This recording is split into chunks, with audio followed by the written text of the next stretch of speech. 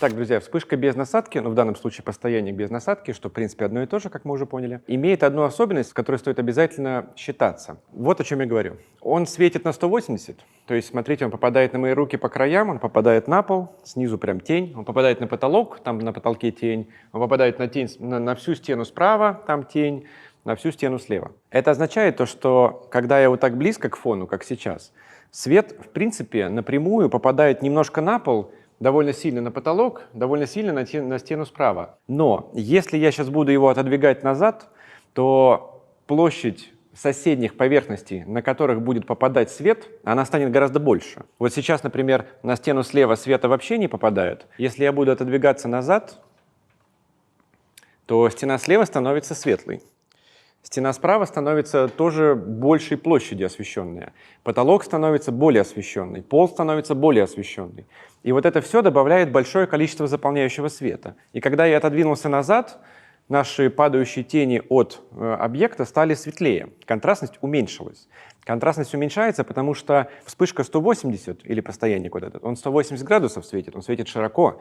Это означает то, что попадает на большее количество поверхностей по бокам, и на потолок, и на пол. И, следовательно, больше света от них отражается, возвращается, и у нас появляется заполняющий свет. Если вы работаете со вспышкой без насадки и отодвигаете ее далеко, и используете ее как жесткий свет, вот как на меня сейчас, то будьте готовы к тому, что в небольших белых студиях у вас будет очень слабая контрастность. Если вы хотите просто поснимать с жестким светом на циклораме или на стеночке, как я сейчас стою, сделать вот такой однородный чистый кадр с жестким светом со вспышкой без насадки, то вы получите хорошие жесткие тени, однородный свет, все классно, но по бокам есть белые стены, есть белый потолок, будет много заполнения, и тени сейчас будут не контрастные, то есть светлые.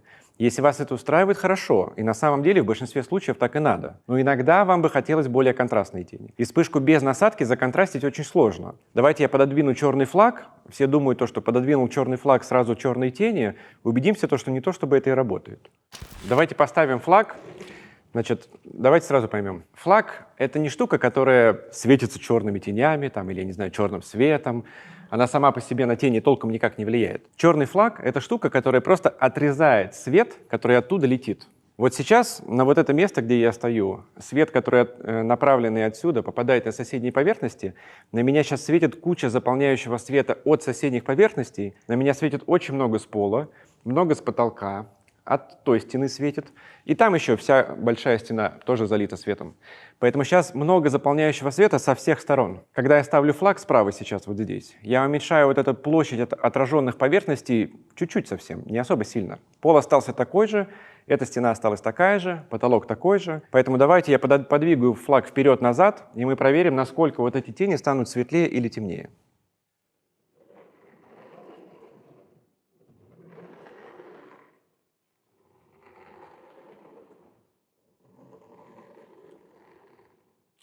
Мы видим то, что контрастность этих теней практически не меняется. Это говорит нам о том, что флаг — это, конечно, прикольная штука, да, он может вам увеличить контрастность, но только в довольно определенной ситуации. Если у вас очень много заполнения от соседних поверхностей, площади большие, то флаг толком-то ничего не решает. Вот, поэтому это не настолько волшебная вещь. Иногда он может вам слегка усилить контрастность, но так, чтобы вот прям вы его пододвинули и сразу черные тени, это не настолько волшебная история. И самое главное, вы должны понять, почему. Мне не хочется, чтобы вы услышали какой-то там рецепт, типа хочешь контрастнее — поставь, хочешь не контрастнее — отодвинь. Мне нужно, чтобы вы именно поняли, почему флаг в данный момент не работает. Чтобы это хорошо понять, вам нужно встать прямо на вот это место, где у вас тень, на место модели, встать и посмотреть на соседние поверхности, что на вас светит, откуда вообще это заполнение, почему эти тени светлые. Эти тени светлые, потому что на меня светит пол, вот эта стена, потолок. У нас тут на самом деле белые ткани на потолке, чтобы звук был почище. У нас есть много белых стен с той стороны. Этот свет направленный, единственный источник света во всей студии, попадает на все эти поверхности, отражается. И когда я этот флаг поставил, все вот это вот уменьшилось, ну, процентов, может быть, на 15-10. Но основная масса всего заполнения не поменялась. Вот, поэтому еще раз, флаг отрезает часть света и больше ничего не делает. В данном случае флаг практически никак не работает и не влияет на картинку, но чисто в теории я могу его сделать рабочим. То есть я могу добавить больше флагов, я могу постелить на пол черные флаги, я могу сделать площадь этих флагов больше, то есть просто-напросто больше поверхности перекрыть. Либо я могу сделать так, что свет будет не настолько прям широко разлетающийся, не на 180, а флаг поставить где-нибудь поближе к свету. Давайте я это попробую. Я могу пододвинуть флаг ближе к свету и тем самым отрезать весь свет с левой стороны, вот так вот. Мне кажется, что заметно. Давайте мы приблизим камеру чуть-чуть. Я поделаю вот это вот сейчас движение, позакрываю стену слева, а мы попробуем с вами заметить на камере то, что тени становятся темнее.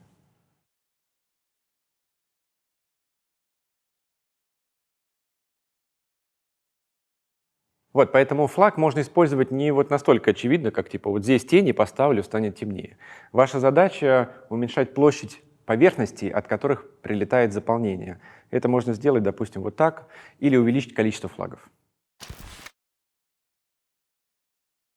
Друзья, давайте разбирать самую основную и коммерческую схему применения двух вспышек без насадки. Мы направляем две вспышки в потолок. Вы можете их направлять немножко позади модели, вы можете их ставить прямо сбоку от нее в потолок, вы можете их двигать слегка вперед, ближе к камере. Главное — учитывать внешность модели. Я сегодня попробовал все варианты, решил, что на Анжелу лучше ложится свет больше сзади, либо прям совсем спереди. Совсем спереди для меня было бы плосковато, хочется какой-то объем сохранить, поэтому мы немножко их назад отодвинули. Они у меня без насадки в потолок, высота вспышек такая, чтобы пятна на потолке были здоровые. Давайте я сейчас выключу весь свет, который меня подсвечивает, чтобы просто было нас хорошо видно. Мы оставим только пилотный свет вспышек в потолок и сможем оценить вообще, как эти пятна на потолке выглядят. Мы выключили весь свет, давайте теперь посмотрим на потолок. Обратите внимание, по сути, весь потолок просто светится, то есть нет ярко выраженного пятна. В этом и смысл, надо залить все светом.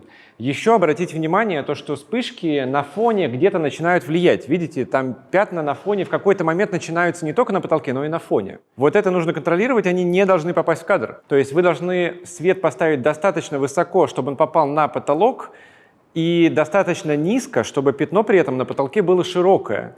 Поэтому здесь важна и высота потолка студии, это не должны быть потолки, до которых рукой можно достать. И при этом вспышки должны быть довольно низко, но не слишком низко и не слишком высоко. Нужно подобрать хорошее расстояние, потому что вот это вот влияние пятен на фоне не должно начать попадать в кадр. Еще один супер важный момент — это то, что если у вас вспышка не профото, у которой лампа утопленная, а вы, допустим, используете Godox, у которой из вспышки торчит лампа, то не забудьте надеть горшок, иначе ваша лампа будет напрямую светить на модель жестким светом. Примерно вот так это выглядит схема, все очень просто. Спереди света нет вообще, только потолок и все. Как правило, залы там до 100 метров, вот у нас сейчас зал 120 метров, у нас белая стена позади камеры, то есть вот вы меня снимаете, вы меня сейчас видите, а у вас за спиной, грубо говоря, за спиной оператора моего, за спиной Саши, у нас белая стена, и это добавляет света спереди, в том числе отраженного.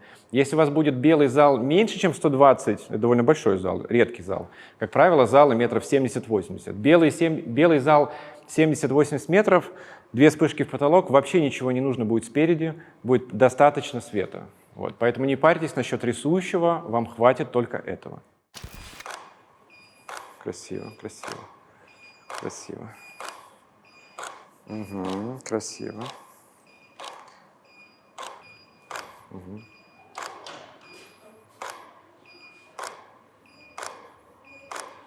Угу.